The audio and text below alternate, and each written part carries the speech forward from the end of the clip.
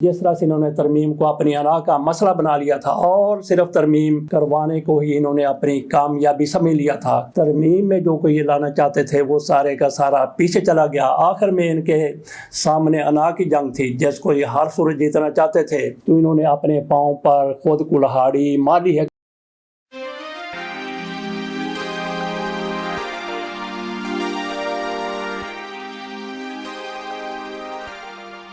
बिस्मिल्लाहिर्रहमानिर्रहीम। वो 26वीं तरमीम जिसका बड़ा तज़किरा था वो बिलाखिर रात की तारीकी में, शब के अंधेरे में वो हो गई। सेनेट की तरफ से उसको मंजूर कर लिया गया। 64 वोटों की ज़रूरत थी, सेनेट में 65 वोट मिल गए। 224 वोटों की ज़रूरत थी, कौमी असम्बली में 225 मिल गए। मौलाना फजल रहमान खूब खेले। तहरीक इंसाफ ने भी अपना अहम तरीन किरदार अदा किया। तहरीक इंसाफ फिर भी जीत गई। मौलाना फजल रहमान की तरफ से जो कि किरदार अदा किया उसको भी लायके तहसीन करार दिया जाता है।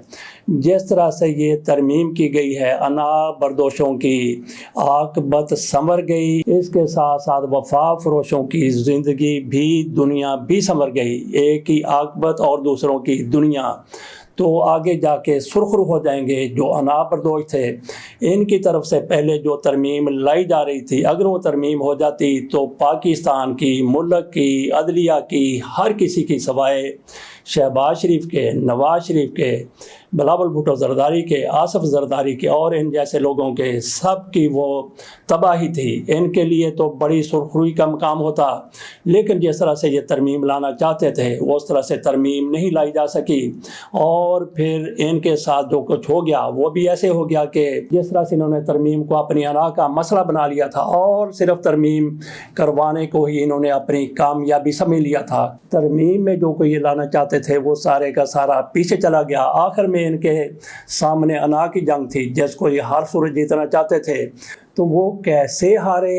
अना की जंग कैसे इनकी मिलियामेट हो गई, वो मैं आपके सामने एक मिसाल रखता हूँ। एक चोर या कोई उसको कह लें आप, वो एक गठड़ी जिसमें मसरूका माल था, चोरी का माल था, राहजनी का माल था, डाके का माल था, वो गठड़ी में रखा हुआ था। वो दरिया पार करना चाहता था। वहाँ पे दूसरे लोग भी खड़े थे। उन्होंने कहा नहीं, तुम ये दरिया पार नहीं कर सकते। उसने कहा कि मैं पार करके दिखाऊंगा। साथ उसने गठड़ी बगल में रखी हुई थी।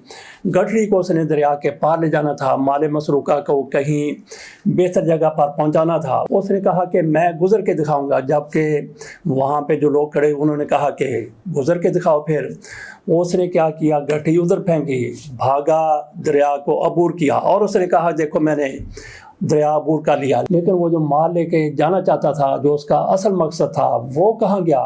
इसी तरह से इनकी तरफ से जो तरमीम लाई जानी थी, जिस तरह से इन्होंने तबाही फेरनी थी, वो उस तरह से नहीं फेरी जा सकी। और जो राहजनी वाली गठड़ी थी जिसमें सारा माल पड़ा हुआ था, वो सारे का सारा तो पीछे रह गया।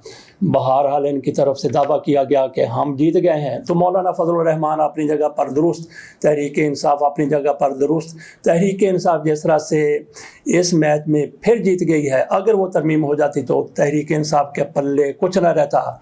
मौलाना फजल रहमान अपनी जगह पर दुरुस्त। मौलाना फजल रहमान की तरफ से हर मौके पर इमरान खान की हमायत की गई। हालांकि मौलाना फजल रहमान इमरान खान के बारे में जो कुछ कहा करते थे वो पूरी दुनिया को मालूम है। बहरहाल मौलाना फजल रहमान ने ऐवान के अंदर भी, ऐवान के बाहर भी, तरमीम के मौके पर भी, तरमीम के बाद भी मौलाना फजल रहमान तहरीक इंसाफ की हक में बात करते ही नजर आए। तहरीक इंसाफ की तरफ से इस तरमीम में वोट ना दे के ये भी साबित कर दिया गया कि हम तुम्हारे साथ नहीं हैं। लेकिन इसके साथ साथ उनकी तरफ से ये भी बेहतरीन हिकमत अमली सामने आई कि तरमीम में जो कोई चीज़ें शामिल की गई थी उनका जहर, जैसा कि मौलाना फजल रहमान ने कहा और उन्होंने बिल्कुल दुरुस्त कहा कि काले नाग के हमने दांत निकाल दिए।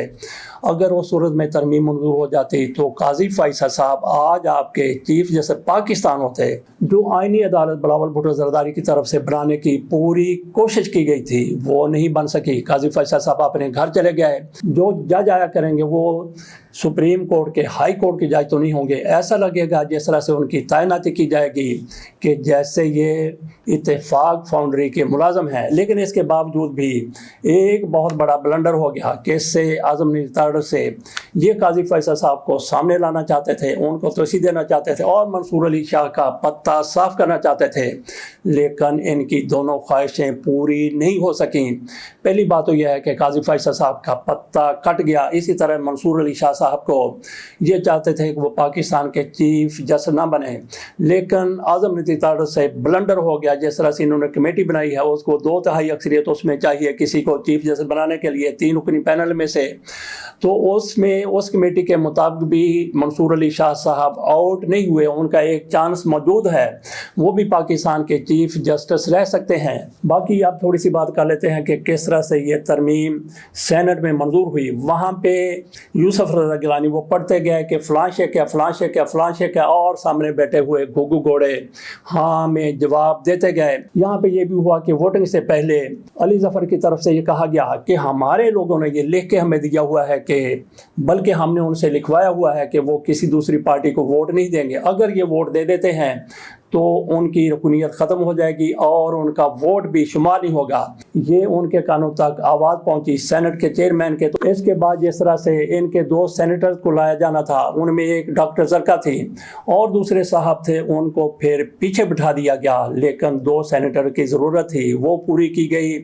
اختر مینگل کے 2 سینیٹر سے، ایک تو ان کے قاسم رونجو اور دوسری نسیمہ احسان تھی، ان 2 سینیٹر سے 2 کی کمی پوری کر لی گئی۔ تو یہاں پہ کیا ہوگا؟ تحریک انصاف تو پہلے ہی ظلم کا، جبر کا، استبدادیت کا شکار ہے، فسطائیت کا شکار ہے، لیکن اب کیا ہوگا؟ ان کے سینیٹر ایک طرف رہ گئے۔ اگر ان کے سینیٹر آ جاتے یا نہ آتے، قومی اسمبلی میں ان کے لوگ چلے گئے، ان کا اشتعال اپنی جگہ پر ہے، لیکن ان کے سینیٹر اگر آ جاتے، علی ظفر کی طرف سے تڑی دی گئی، دھمکی دی گئی، اس میں یہ لوگ آ گئے، اگر ان کے سینیٹر آ جاتے تو پھر بھی تحریک انصاف کے خلاف کچھ بھی نہیں ہونا تھا۔ لیکن اب کیا ہو گیا؟ اب یہ ہو گیا کہ اختر مینگل کے 2 سینیٹر انہوں نے ووٹ دے دیا، انہوں نے ووٹ کروا لیا، تو اختر مینگل اب زخم خوردہ ہیں، اس سانپ کی طرح ہیں جس کو کوئی اینٹ مار دیتا ہے اور اس کے بعد جس طرح سے وہ اپنے بچاؤ کے لیے اور دشمن پر حملہ کے لیے پوری طاقت استعمال کرتا ہے، اسی طرح سے اختر مینگل بھی اب ان کے خلاف پوری قوت سے سامنے آئیں گے۔ تو انہوں نے اپنے پاؤں پر خود کلہاڑی ماری ہے۔ کیسے ماری ہے اسی حکومت نے؟ تو دیکھتے ہیں اس حکومت کا انجام کیا ہوتا ہے۔ بہرحال ان کی طرف سے بڑی خوشی کا اظہار کیا گیا۔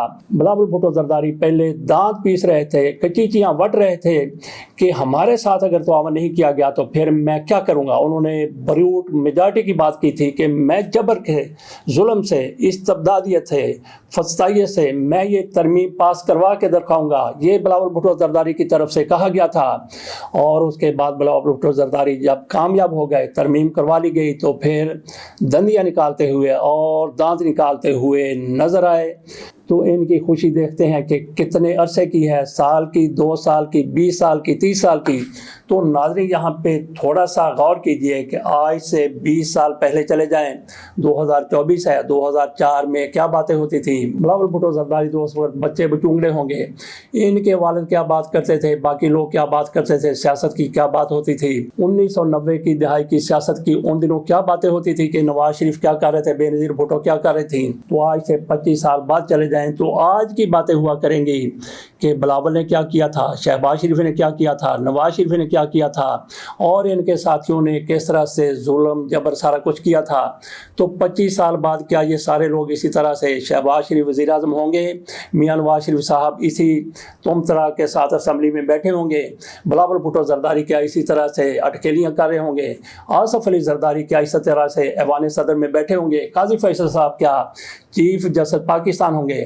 ان لوگوں کی طرف سے آج جمہوریت کے ساتھ جو کھلواڑ کیا جا رہا ہے، آج سے 25 سال بعد ان میں سے ایک نے بھی نہیں ہونا۔ اللہ کرے کہ ان کو اللہ تعالیٰ 200 سال عمر دے دے، لیکن اگر حقیقی تجزیہ کیا جائے تو اگر یہ ہوں گے تو پھر لڑتے ہوئے، لڑکھڑاتے ہوئے چل رہے ہوں گے۔ اول تو آج سے 25 سال بعد ہو سکتا ہے کہ ان میں سے جو بڑے بڑے لوگ ہیں کوئی، کیونکہ اس وقت ان کی عمر 100 سال سے کراس کر چکی ہوگی یا 100 سال کے قریب ہوگی، اللہ تعالیٰ ان کو 200 سال کی عمر دے تاکہ انہوں نے جو کچھ کمایا ہے اس کو یہ کھا کر مریں۔ اس کے ساتھ اجازت دیجیے، ایک کے بعد ایک ویڈیو اس حوالے سے اس معاملے پر آتے رہے گی۔ اللہ حافظ۔